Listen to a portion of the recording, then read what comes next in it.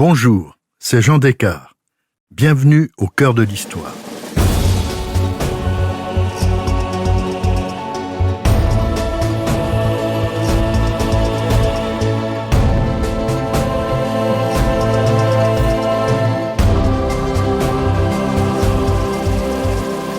Je suis heureux de vous retrouver pour une nouvelle saison de Au cœur de l'histoire.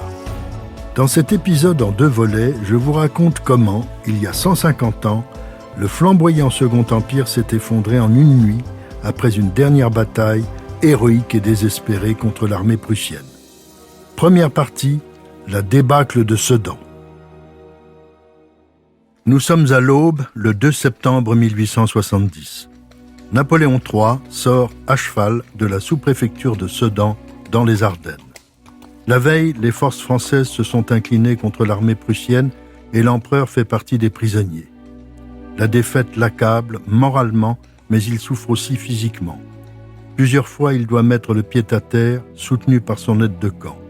L'homme est crispé de douleur à cause d'un calcul à la vessie. Il aurait dû être opéré depuis longtemps. À présent, les calmants ne font plus d'effet. Le teint blafard, c'est un homme brisé qui s'avance vers la reddition. Toute la journée, la veille, Napoléon III a pourtant voulu s'exposer en première ligne. Il est allé jusqu'à pointer lui-même une mitrailleuse contre les Prussiens. Il cherchait la mort. En fin de matinée, il est cependant contraint de regagner la sous-préfecture où ses médecins l'attendent. À peine devant eux, il veut repartir, même épuisé, sur le champ de bataille. On l'en dissuade. Là-bas, de l'autre côté de la Meuse, près de 700 canons font pleuvoir sur Sedan, ses remparts et sa forteresse, des tonnes de projectiles. Les rues sont encombrées de blessés. Prostré dans sa chambre, le souverain comprend qu'il faut arrêter le massacre. Après 3 jours de combats et d'ordres contradictoires, Sedan est encerclé. L'acharnement est inutile. D'une voix faible, l'empereur dit « Je sais le désastre. L'armée s'est sacrifiée. Je suis résolu à demander un armistice. » Il donne l'ordre de hisser le drapeau blanc sur la citadelle. Immédiatement, plusieurs drapeaux blancs apparaissent. La canonnade s'arrête. Le roi de Prusse, Guillaume Ier, envoie un lieutenant-colonel et un capitaine sommant les Français de rendre la place. Entre-temps, le général Reille a été chargé de porter une lettre au roi. C'est une correspondance étonnante qui commence. Au monarque de Berlin, Napoléon III écrit « Monsieur mon frère, n'ayant pu mourir au milieu de mes troupes, il ne me reste qu'à remettre mon épée entre les mains de votre majesté. Je suis, de votre majesté, le bon frère. Napoléon. » Le roi Guillaume lui répond d'une façon tout aussi courtoise. « Monsieur mon frère, en regrettant les circonstances dans lesquelles nous nous rencontrons, j'accepte l'épée de votre majesté et je la prie de bien vouloir nommer un de vos officiers, muni de vos pleins pouvoirs, pour traiter de la capitulation de l'armée, qui s'est si bravement battue sous vos ordres. De mon côté, j'ai désigné le maréchal Moltke à cet effet. Je suis de votre majesté le bon frère. Guillaume.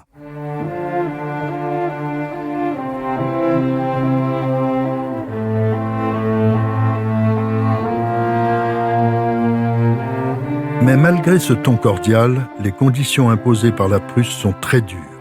Toute l'armée vaincue à Sedan sera internée en Allemagne. La reddition, sans condition, de Napoléon III, de MacMahon, des officiers et des 82 000 soldats s'accompagne de prises de guerre, des munitions, des canons, des chevaux. L'empereur adresse un télégramme à l'impératrice Eugénie qui, depuis le 27 juillet et le départ de son mari pour la guerre, assure la régence avec les pleins pouvoirs que lui donne la Constitution. Elle ne veut pas croire qu'il a capitulé. L'armée est défaite. N'ayant pu me faire tuer au milieu de mes soldats, j'ai dû me constituer prisonnier pour sauver l'armée. Ma chère Eugénie, il m'est impossible de te dire ce que j'ai souffert et ce que je souffre. Nous avons fait une marche contraire à tous les principes et au sens commun. Cela devait amener la catastrophe. Elle a été complète. J'aurais préféré la mort à être témoin d'une capitulation si désastreuse. Cependant, dans les circonstances présentes, c'était la seule manière d'éviter une boucherie de 60 000 personnes. Je suis au désespoir. Tôt dans la matinée du 2 septembre, Napoléon III quitte Sedan pour retrouver Bismarck près du village de Donchéry, dans une boucle de la Meuse au sud-ouest de Sedan. Avec le chancelier du roi de Prusse, l'entretien doit être bref. En le voyant arriver, le secrétaire de Bismarck a du mal à reconnaître l'empereur des Français. Cet homme, court et épais, avec un pardessus bordé de galons d'or et un pantalon rouge, il portait des gants de peau blanche et fumait une cigarette. Son aspect n'avait rien de militaire. Il était trop alourdi par l'uniforme dont il était revêtu. C'était Napoléon III. Le vaincu rencontre le vrai vainqueur, Bismarck. L'empereur lui dit qu'il n'a pas voulu cette guerre. Le chancelier balaie cette remarque de la main. Il le sait mieux que personne puisqu'il était l'instigateur du piège de la dépêche d'Ems qui avait conduit la France à déclarer la guerre à la Prusse. L'empereur des Français rencontre ensuite Guillaume Ier. Le roi est très impressionné et même ému par l'attitude de son prisonnier. À son épouse, il dit « Il est abattu, mais digne et résigné.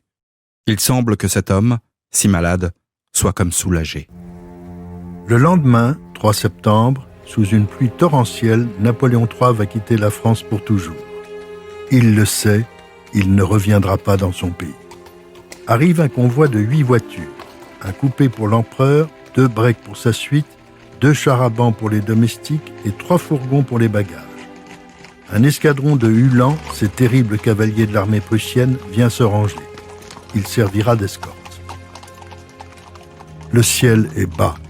À 8 heures du matin, Napoléon III apparaît sur le haut du perron. Il est enveloppé d'un long manteau, ne portant aucun insigne ou broderie. Un large capuchon cache son visage, mais lorsqu'il est dégagé, les témoins le voient livide, grelottant de fièvre, tenant à peine debout. Il prend place dans le coupé. À sa droite, le baron Reille. L'empereur dira de cette route qu'elle fut un supplice. Traverser ces colonnes de prisonniers français est particulièrement pénible. C'est le troupeau de la débâcle.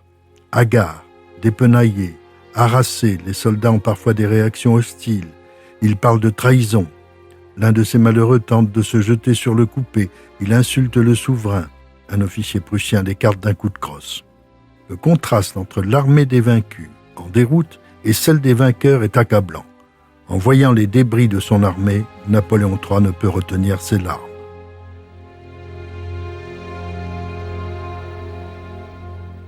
Pour écourter le trajet en territoire français, il a obtenu de passer par la Belgique.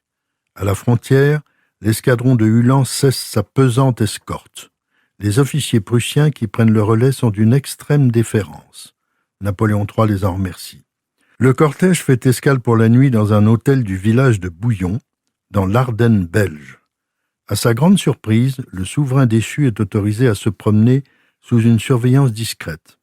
Le soir, il refuse de dîner dans la salle à manger pour ne pas avoir à affronter les regards. De toute façon, il n'a pas faim. Il reste dans sa chambre où l'hôtelière lui sert un thé. Elle dira qu'elle a trouvé l'empereur très affaissé, les yeux pleins de larmes. Et c'est exact, depuis 48 heures, le vaincu ne fait que pleurer. Il n'a aucune nouvelle de l'impératrice, on lui dit seulement que son fils va bien, sans plus de détails.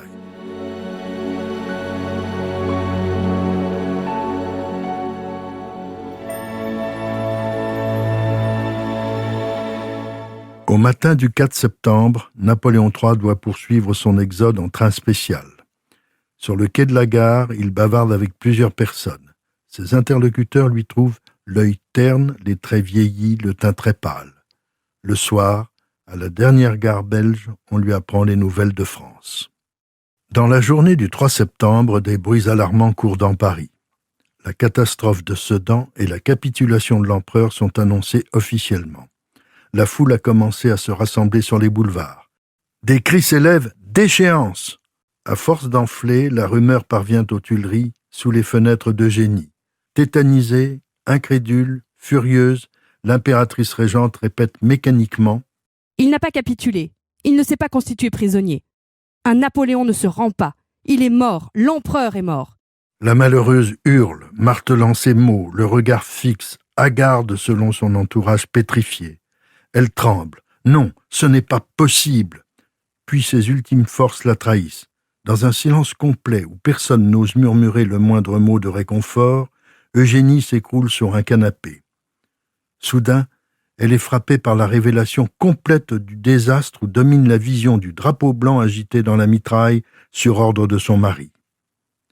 La défaite, les morts, les dizaines de milliers de prisonniers, le territoire qui va être envahi, tout est horrible, mais l'annonce de la capitulation, c'est le pire. C'est insoutenable.